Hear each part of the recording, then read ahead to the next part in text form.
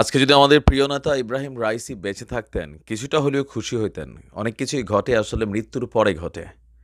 দর্শক, ইসরায়েলকে মধ্যপ্রাচ্যের ইজারাদার হিসেবে এস্টাবলিশ করতে যেই রাষ্ট্রগুলো সবচেয়ে বেশি ভূমিকা রেখেছে, এর মধ্যে একটা রাষ্ট্র হচ্ছে ফ্রান্স।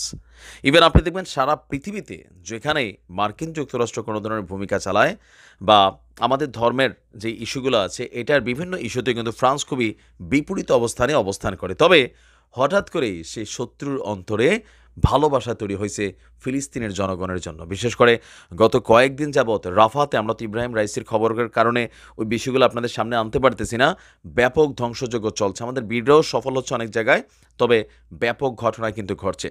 অলরেডি রাফাতে ব্যাপক হামলা চালানোর পর সেখানে প্রায় ৮ থেকে ১০ লক্ষ মানুষ আবারও উদ্বাস্তুর মতন ঘোরাফেরা করছে।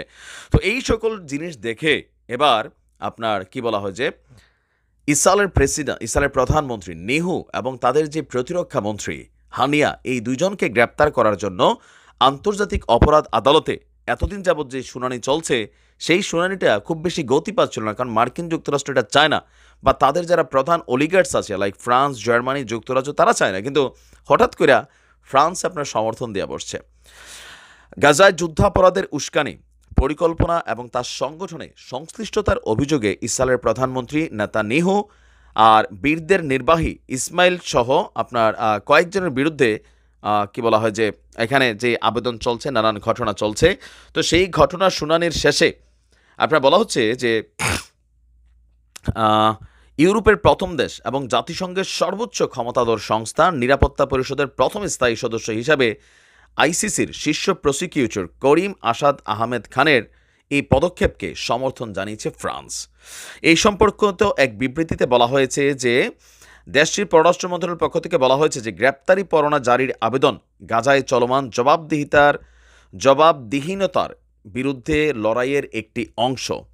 মন্ত্রণালয় বলছে ফ্রান্স সবসময় আন্তর্জাতিক অপরাধ আদালতের স্বাধীনতা, বিশ্বাসযোগ্যতা এবং জবাবদিহিহীনতার বিরুদ্ধে লড়াইকে সমর্থন করে।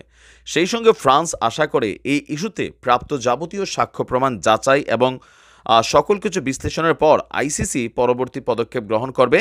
আর এই পরবর্তী পদক্ষেপটা যেটা হচ্ছে যে গাজায় যুদ্ধাপরাধের উস্কানি, পরিকল্পনা এবং বাস্তবায়নের অভিযোগে ইসরায়েলের প্রধানমন্ত্রী নেহু এবং তার প্রতিরক্ষা মন্ত্রী ইউয়াভ গ্যালান্ত সহ আরও যারা আছেন তাদের বিরুদ্ধে গ্রেপ্তারি পরোয়ানা জারির যে আবেদন জমা পড়েছে সেটাকে বাস্তবায়ন করার জন্য ফ্রান্স তাদের সমর্থন প্রকাশ করেছে। আইসিসির শীর্ষ প্রসিকিউটর করিম আসাদ বলছেন যে তিনি তার দপ্তর থেকে এই আবেদনটি করা হয়েছে। গত ৭ মাস ধরে ওখানে যেই ঘটনা চলছে, এলাকার মানুষ যে ভয়াবহ পরিস্থিতির মুখোমুখি হচ্ছে, এই জন্য নেতানিয়াহু সহ ৫ জনকে মূলত এখানে দায়ী করা হয়েছে। তবে এখানে আমাদের বীরদের একজন প্রধানের নামও তারা ঢুকাই দিচ্ছে। তো এরাও আসলে ওই আইসিসিতে বৈশা মাঝে মাঝে কিছু কিছু কাম তো করে, ধরেন পশ্চিমাদের কিছু তো এখানে রাখতে হবে। তারপরেও ফ্রান্স যে সমর্থনটা দিছে, আমি মনে করি এটা অনেক দূর পজিটিভ ভিউ রাখবে। তবে গ্রেপ্তার হবে কি না সেটা আমেরিকার উপর ডিপেন্ড করে, আন্তর্জাতিক অপরাধ আদালতের উপর না, কারণ এটারও নানান ক্রাইটেরিয়া আছে, অনেকে আমরা এগুলো জানি, অনেকে জানি না। তো সেই ক্ষেত্রে ফ্রান্স যে অবস্থানটা নিছে, কিছুটা তো ভাই মোটামুটি পজিটিভ ফিল হয়েছে আমার কাছে। ধন্যবাদ ফ্রান্সকে।